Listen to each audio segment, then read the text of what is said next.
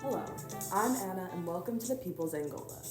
We're a guerrilla radio station based in Southern Africa who hope to provide our audience with a trustworthy, non-state funded local news source. And I am Bendito, Anna's co-host for this program. Today we will be discussing the recent UNITA attack on an Angolan construction site which killed 50 Cuban civilian internationalists, including non-military aid workers sent by the Cuban government to aid Angola in their post-revolution rebuilding efforts. These particular workers were sent to participate in construction projects, with the attacked unit specifically working on a project paving Luanda's container port. Thank you, Anna. In the first segment of our program today, I will give our listeners a brief review of Angolan history and how Cuba became so involved in the country's politics. For many of our listeners across Africa, in countries like Algeria, the Congo, Guinea, Tanzania, Mozambique, and so many others, the story of Cuban involvement may feel familiar. Cuba's globalist foreign policy tilt has been felt all over Africa in the past decade. After Anna provides this crucial political context, we will discuss the event itself. For today's show, we will start small, discussing the effects of the specific attack on everyday Angolans and Cuban aid workers. For their safety, we will be using pseudonyms for all interviewees. Then we will discuss Cuba's behavior at large in the African context. What are their goals? What has their effect been thus far? And are they succeeding in their globalist mission? So much to discuss. We will be back after this short break to provide a brief reminder of Angolan current events, and we'll then move to our interview and discussion segments. Stay tuned.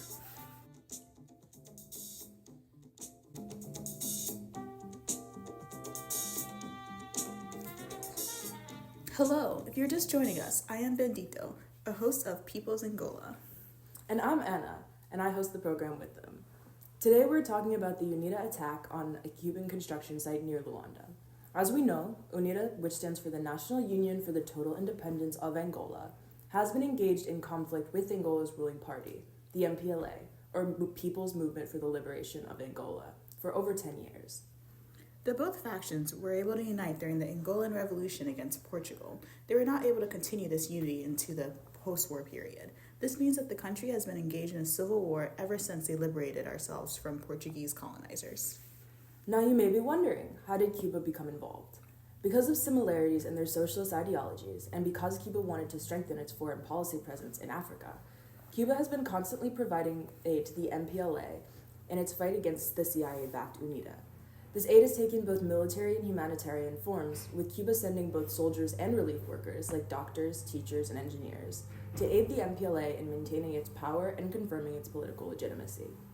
Thank you, Anna. When we come back, I will be interviewing Leonel, an MPLA combatant, and Nicolas, a Cuban doctor. Both men were present for the attack and could provide unique and sometimes differing perspectives on the event. We appreciate both men's bravery and willingness to speak on our radio program. I look forward to it, Bendito. And after his interview, I will be speaking with Ms. Perez, a Cuban school teacher sent to work in an Angolan school. We hope hearing from her can allow our audience to gain a more well-rounded view of what the Cuban presence in Angola has looked like. We'll be right back.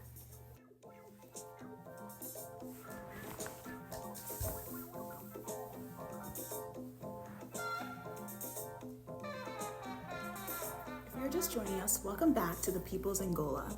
My name is Bendito, one of our hosts. We now turn to Leonel, an MPLA combatant, and Nicolas, a Cuban doctor who survived the attack at a Cuban Angolan construction site. Leonel, can you tell us more about the incident from your perspective? I was there patrolling the site, ensuring that both the construction workers and the passing-by civilians were safe. We had just broken ground on the construction. At around 11, a group of men came to the site and began arguing with other soldiers. Normally, people understand that they can't cross through a construction site, but these men were persistent. Sensing an altercation, I walked over there when suddenly I heard gunshots. After that, everything turned to chaos. I could barely hear the commotion over the sound of the construction machines, but I could see workers going down and people running. Luckily, we were able to neutralize the threat fairly quickly. Wow, what a vivid account. As a medical doctor, Nicolas, this must have been a harrowing experience, especially because you're deployed by Castro to Luanda to help train medical doctors, not to fight. At first, I was terrified, but as soon as I saw someone get hurt, my training took over. I quickly had the other soldiers help me drag the wounded to a tent. I luckily had many of the needed medical supplies. There were a lot of tourniquets and antiseptics used. Honestly, I was more scared for the workers' and soldiers' life than for mine. Wow, This attack appears to be a continuation of the rising tensions between Angolans and the Cuban presence here. I disagree. The Cubans have provided the MPLA great ideological support and supplies. Contrary to popular belief, we were not bought by Castro and Che, nor do we do the Cubans' bidding. This is a great example of transatlantic cooperation that unfortunately our other countrymen have tried to sabotage. I just want to add on. I, like many other Cubans deployed here, did not come here to fight. Your people have already done their part in overthrowing the colonial Portuguese government. As a doctor, I am here to help support the medical infrastructure from being overrun and train future medical professionals at what it means to take a humanity-centered approach rather than a productivity/capitalism-based approach to medicine. If in the process I help open minds towards a new way of thinking, I'm fulfilled. Then, Nicolas, what do you say to those who complain of Cuban presence and accuse you all of spreading propaganda? Nicolas, let me answer this one. The Cubans have been of great support to us in the past 2 decades since the armed struggle of national liberation. Understanding that other parties are still operating under European imperial powers, like the Soviet Union, United States, and apartheid state of South Africa, the Cubans have given their blood in advancing our cause, lent their talents in educating our youth, and have saved countless Angolans in hospitals and clinics all over the country. The Second War of Liberation is mainly political and led by the MPLA, but the Cubans are helping socially and through infrastructure projects. Lionel, thank you for such kind words about my island. My role here as a doctor is to tend to the health of people. It is not to convert anyone or to be political. However, in my training, I understand that it is our mental and emotional health that matters as well. This is done through education. What were you doing at the site, Nicolas? I was stationed at the construction site in case an accident happened and a doctor was needed. Construction is a dangerous job. Yes, Nicolas has been a tremendous help at the site. He's there whenever we need him. You speak a lot of educating the Cuban people. Where do you live, Nicolas? I live in Largo da Amizade, Angola, Cuba. It is a beautiful neighborhood full of life. And from my understanding, only Cubans live there, correct? Yes, it is only inhabited by Cubans. Because we spend much of the day with the people, Largo da Amizade, Angola, Cuba becomes a great opportunity to get back in touch with our Cubanness. You all better than anyone understand the importance of brotherhood. How do you get to work every day? There is a shuttle that takes me to the hospital and the construction site depending on where I'm needed. These shuttles are also operated by Cubans, correct? There are also Cuban-operated stores in Larga da Amizade and a Cuban radio station aired here, right? Yes. Remember, we are a foreign people that are bonded together with you by our shared struggle. It was only recently that Castro visited Angola, and upon his departure, hundreds of Angolans came and bid farewell to Castro when he was leaving. Even when I first came here, we were met with a very warm welcome. It is more than clear that we are supported by the Angolans as we support them in return. Yes, it is that shared fight that UNITA and the others refused to take part in. Fortunately, no one was hurt in this attack, but it highlights the need for this continued cooperation and the lack of consideration that these other parties have for Angolan society. After all, the completion of this project will benefit all Angolans. Thank you, Lionel and Nicolas, for giving us this much-needed perspective on the attack. We'll be back shortly.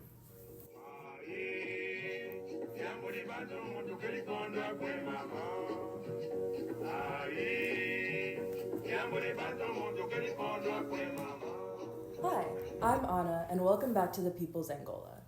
It seems that some of UNITA's resistance against the physical Cuban presence here is a result of the ideological presence of the islanders as well.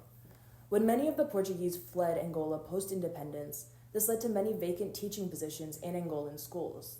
Rather than being replaced by Angolan teachers, many of these positions were supplemented by Cubans across high schools, teacher training institutes, and universities. Today, we are speaking with one of these Cuban teachers, Ms. Isabella Perez, who has spent most of her teaching career in Angola. Hello, thank you for having me. It has been such a pleasure serving as a teacher in Angola. In the same way I cared for my country during the challenging times of the revolutionary period in Cuba that has left much of the population illiterate, I care for the people of post-colonial Angola going through the same educational situation we did. Ms. Perez, you seem to have such pure intentions in working with the Angolan people. I really do. Though I was sent to Angola to teach, this profession is my passion because education can unlock the doors of success for people everywhere. No one can take education from anyone.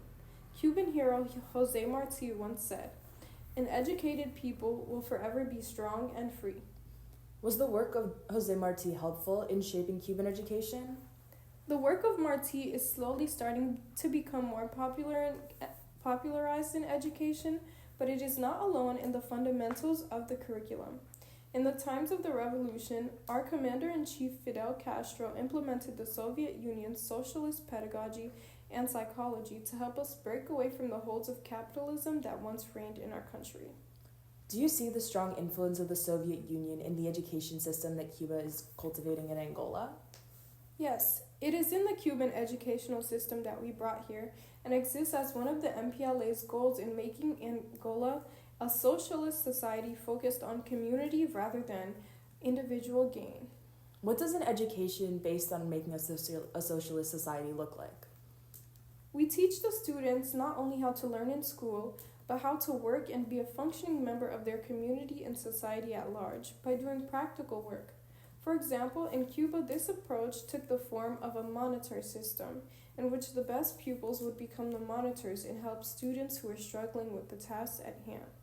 This motivates students to do their best at each task through friendly competition without replicating the monetary and material hierarchies that exist in a capitalist society. What an interesting example of breaking away from the capitalist mold. What material comes up in these classrooms? This curriculum stresses the importance of technical, scientific, and mathematical subjects. Using this education, the Angolan people can build up a strong post-colonial society. On the surface level, this educational work is of tremendous benefit. The arguable objectivity of math and the natural sciences can be said not to impose any ideology on the students of Angola. However, how does this allegedly collaborative curriculum by the Cuban educational system and the MPLA ensure that the colonial structure found in education during the time of the Portuguese is not being reproduced by Cubans? When we Cuban student teachers were first sent to Angola in the 70s, we completed our classroom experience requirement here to meet Angolan President Nito's request for 1,000 secondary level teachers for all the new students. There was previously a large need for these teachers in Cuba, so now we student teachers help fill this need for Angola. Tell us more about how you perceive your role in the Angolan educational system.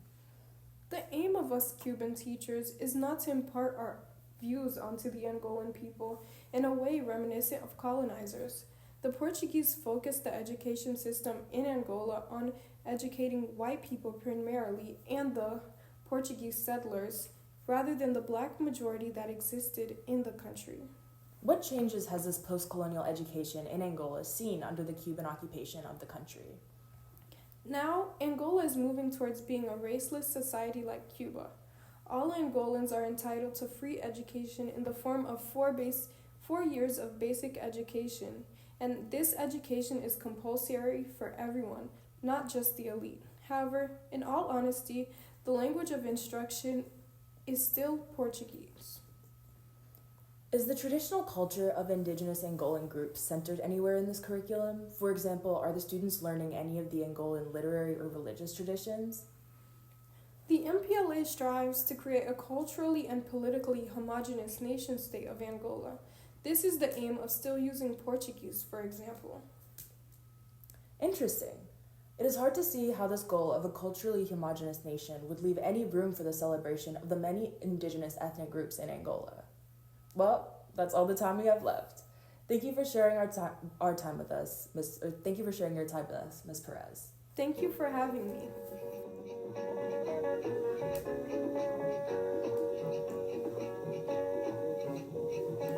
Hello again, my name is Bendito and you are listening to People's Angola, one of the only independent stations broadcasting out of Southern Africa. Today's program has been focused on Cuban intervention in Angola and the backlash that these Cuban workers have faced. The clearest example of this has come from the recent attack on a Cuban construction site yesterday by UNITA rebel forces. In our final segment, I will have a larger discussion about the efficacy of Cuba's project in Angola with Adrian, an Angolan political scientist. Thank you for coming on our show today, Adrian. Thank you for having me. Tell us about yourself and your connection to Angolan politics. I participated in the Angolan Revolution against Portugal. I love my country, which is why it's been difficult for me to watch the divided direction in which we're going. Are you aligned with the MPLA government or the goals of contrary factions like UNITA? I'm not aligned with either. I stood by the goals of the MPLA early on, during the war, before their agenda became twisted by internal corruption and outside influences. Now, I live in exile in Namibia because I tried to speak out against the direction that the MPLA is going in. So you stand for a unified Angola. What does that look like for you? No one wants to see their homeland at war with itself, especially given the physical devastation that the civil war is causing. However, and this is the case for many newly liberated African nations, Angola was never a country in the traditional sense, at least before the Portuguese arrived. Elaborate on this, Adrian. As you and your listeners know, Bendito, the borders of African countries were not decided by Africans, but instead by the West, who imposed their own structures of geographic organization on us. This means that post-revolution, Angola did not have a unified state to return to. Before the Portuguese intervention, the area that is now Angola was occupied and composed of multiple ethnic groups, each of whom used their own language and had unique cultural traditions. Exactly. Tell us more about the ramifications of this ethnic diversity. The task of Angolan nation building is inherently complicated because it can quickly become a conversation of which ethnic group's culture should be prioritized. For example, the MPLA group is traditionally composed of mainly Ambundu people, geographically situated near Luanda, while the main support base for UNITA is Ovimbundu people, who live in central Angola. Let's talk about Cuba. Do you think that Cuba is projecting their own concept of nationhood onto the country instead of listening to what the Angolan people actually want? We can't say that Cuban involvement in Angola is entirely selfless. They have benefited economically from the intervention. For example, and this is not discussed often by Cuban sources, but Cuba now does not solely rely on the We cannot say that Cuban involvement in Angola was entirely selfless. They've benefited economically from the intervention, which is not often discussed by Cuban sources. For example, Cuba does not solely rely on the Soviet Union for its oil needs now, because it can use Angolan oil resources. This has allowed Cuba to economically diversify. That's a very interesting angle, economics. Cuban support for the MPLA has also increased the global perception of Cuba and legitimized its foreign policy program. Cuba has long discussed its importance as a bastion of third world anti-imperialist success, and through supporting the MPLA, they are seen as willing to commit significant resources to spreading this success across the globe. Now, Cuban internationalism is being taken much more seriously worldwide. But what about here in Angola? It feels like their presence is just prolonging the war. Thank you for your time and insight, Adrian. Our shared position with Cuba and the global south and post-colonial societies working to build themselves up may help portray Cuba in the fantastical way it has been. Its involvement in Angolan affairs has been framed as a brotherhood, them helping out of the kindness of their hearts. However, whether they meant to or not, they have been replicating the colonial structures they are trying to fight. And that is all from the People's Angola. Thank you all for listening.